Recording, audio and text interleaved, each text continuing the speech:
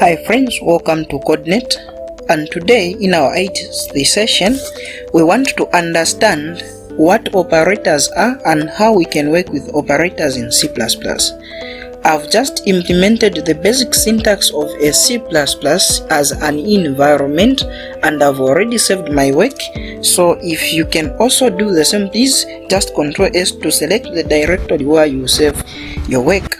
So today we want to understand the different types of operators that are used in C++, and definitely these operators are simply the normal operators that we actually know. There is an addition operator, we also have a multiplication operator, the division operator, the subtraction operator which is a minus, and definitely we also have a modulus as an operator. So what is an operator? Well, we can define an operator simply as something that performs operations on variables and values when it comes to C++. Let's implement and see how the different types of operators are worked on when it comes to C++. Well, for we to implement these operators, let's create, of course, a variable that will be of type int, like we've discussed from our previous sessions on how we can work with variables and anything related to that. And the name of this variable will be x, and we are saying x is equal to 60 plus 70. So definitely we are saying we are implementing an operator which is a plus as an operator, and then we are saying okay, this plus should add 60 to 70 and the answer should be given to x. Hence, if we are to see out now the content in x, we expect, of course, the answer that is coming from these two. Ctrl S to save, and then you can go on where it says compile and run. If you love shortcuts, of course F11. Then we expect the answer of adding 60 and 70 to be printed out, which is 130. Another operator that can be worked on when it comes to C++ is simply a multiplication operator. If we are to see out x now, definitely we need to see the answer that will come when you multiply 60 and 70, which is 4200. If we are now to make, of course, let's say a minus and anything related to that, then we expect to see the difference that comes, which is a negative 10, because 70 is greater than 60, like we were discussing in our 5th grades, and then anything related to that. If the number is bigger, please maintain the sign of the bigger number, and of course I hate mathematics. So let's proceed and see what other operations we can perform when it comes to these. Well, we can also perform an operation which is called a division, as the normal division as an operation. Let's say 70 you divide by 60. Take note of what will happen, because this is, of course, an operation that allows us to introduce another type of operation when it comes to C++. 70 divide by 60. When we divide, of course we expect also to see the remainder, but we won't be given the remainder of dividing 70, of course 60 into 70, and the reason will be discussed in the next operator that we implement. So let's try to compile and run this code. If we compile, definitely we are seeing a 1, because of course 60 goes into 70 only one time, hence it's accurate. But of course, where has the remainder now gone? In C++, when we divide, we don't expect also the remainder to be given out.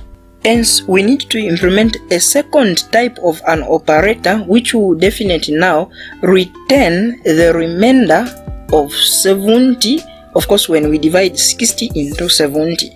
Now, to do that, since we can't see the remainder when we just divide, then definitely we need to implement another operator which is called a modulus. A modulus as an operator, let's add that in a comment, is written with, of course, just a percentage sign. So when we do that, then definitely when we see out x, we need to see the remainder that will remain when 60 is divided into 70. Let's compile and run for we to see what we've implemented, which is a 10, because of course 60 towards 70 we have a 10 as a remainder. So these operators, of course, the modulus and of course the subtraction as an operator, which of course allows us to do the minus and anything related to that, the addition as an operator, and the multiplication as operator, in addition to the division as an operator, they are called arithmetic operators when it comes to C++. And I'm sure you can tell because from the introduction I said the operators don't only work on values, no. They can also work on variables and variables. Hence, a variable of an integer type and a variable of an integer type can receive any operator to do any operation. And of course, we can also implement the same things, the same operators when it comes to a variable and a value. For example, let's try to implement another data type, which is, of course, we'll name this variable as y, well, which is of type int as a data type, is equal to 100, and definitely we'll terminate the line, and instead of using 70 here we'll use a y.